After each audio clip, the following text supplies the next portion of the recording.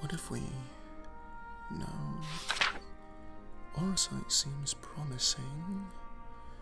Maybe if... No. No, that would never work.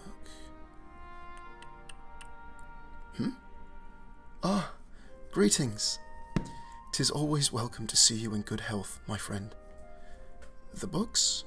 Well, as I'm certain you're aware, the Scions and myself have been poring over my collection of tomes rather meticulously in recent days. We've been working to secure a method to safely transfer their souls back to their corporeal forms in the source. White Orosite seemed rather promising for a time, but transfiguring it in a manner that would allow it to ferry Aether across the rift is proving more difficult than we had assumed. Anyway, what reason do you have to visit the Ocular? I doubt it was simply to listen to an old Makote ramble over dusty tomes. Just to talk? Are you certain? Well, if I'm being honest, I've been needing to talk to you for some time now. I need you to know that I meant it when I said that if it comes down to it, I wholeheartedly intend to sacrifice mine own life to ensure their safe return to your world. I know you don't want to hear this, but you need to. You need to understand it. Because I will not allow my sin to damn the heroes of this world. The warriors of darkness who restored the very night sky to us. I dragged each of you here across the expanse of time and space, and I told you I would not rest until that debt is repaid.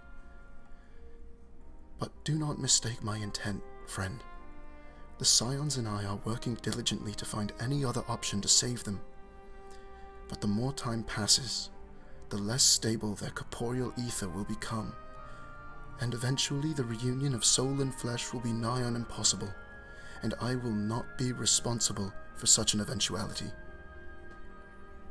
With your strength, I know you would never allow such a fate to pass, but in any case, we must needs be prepared for any eventuality, and if needed, I will play the part I set out to in the beginning.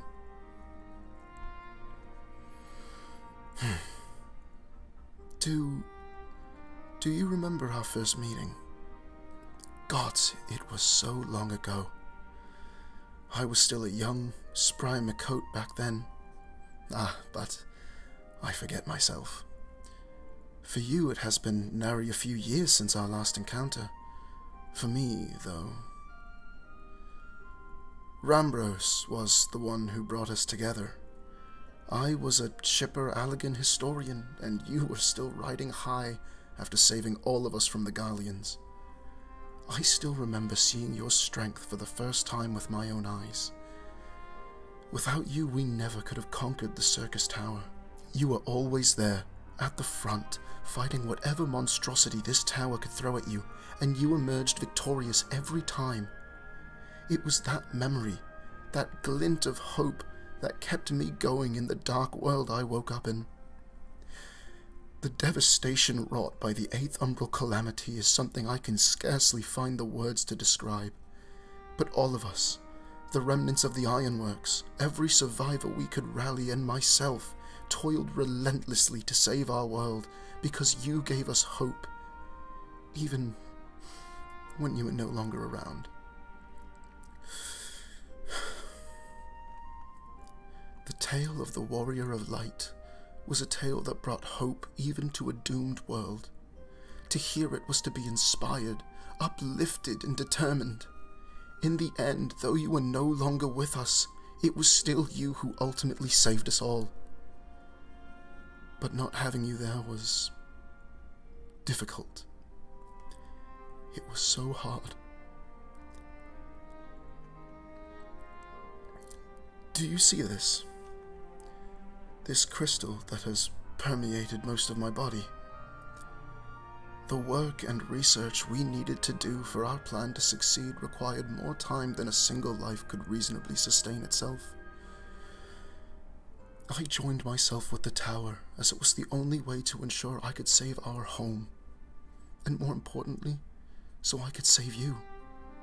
A world without the hope you radiated was simply not a world I wanted any part of.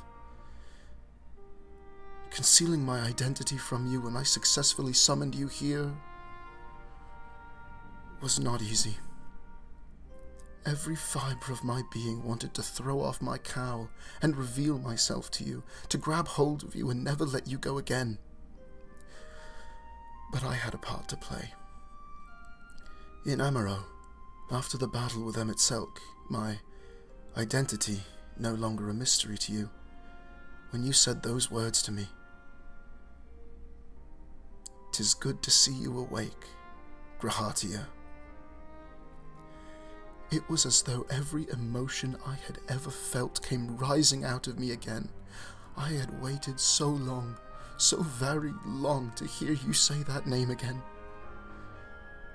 I have been the Exarch for so much time that it is very much who I am now, but hearing you say that name, the name of that young, hopeful man, I remember my old self fully again, like a miasma cleared in my mind. And it is so, so good to finally be awake again, my friend. Oh, no, my friend, please, do not weep for me or that doomed world. The work we've done here in the First has ensured that terrible fate will never come to pass, and with another paragon laid low, the day of our eventual freeing from Ascian influence only draws nearer. In fact, what are you damn near squeezing the air from my lungs? Don't ever turn away from you again. You mean that final day in the tower? Leaving you there was never easy. The tower may have sustained me for those many long years I slumbered, but without you, I still felt hollow. When I woke up in that dead world, the first people I chanced across were Biggs and Wedge from the Ironworks. They were the ones who told me of your death.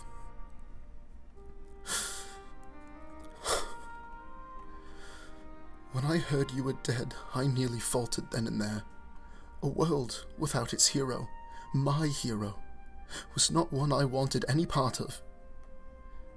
But they recounted the details that led to that terrible event, and in their retelling I once again felt the hope and inspiration I had felt when I saw you in the tower. I knew you would never give up. You would have struggled and toiled until the bitter end to save our world. So I decided I would do the same. Come now, my friend. Allow me to dry your eyes. There we go. There's that face. The face of a hero. But I promise now, I'll never turn away from you again.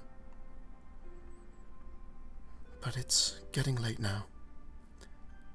I bid you return to your sweet independence and rest up for the day ahead.